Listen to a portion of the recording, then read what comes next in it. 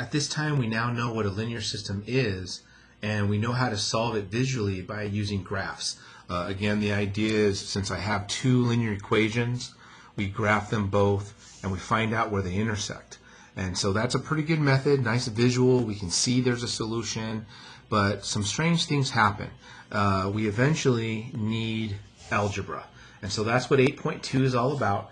But first, let me go ahead and explain why we need algebra and hopefully motivate the techniques we're going to use to solve linear systems algebraically.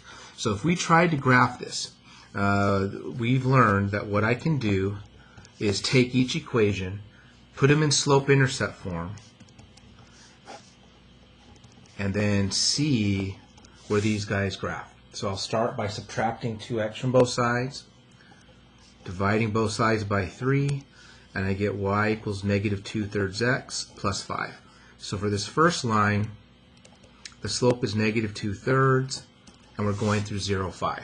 So I'll come over to my grid, 1, 2, 3, 4, 5, graph my point.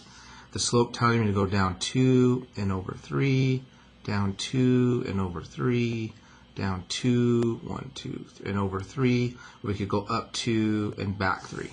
So here's basically the first graph.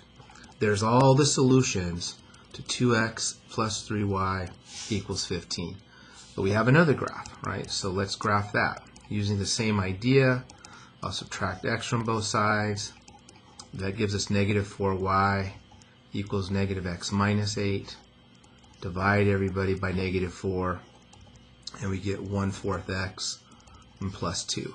So in this case, we have a slope of 1/4 and a y-intercept of 0, 2. So I'll go plot my point and then start moving. It says to move up 1 and go 1, 2, 3, 4. Right, up 1, 1, 2, 3, 4. Or down 1, 1, 2, 3, 4.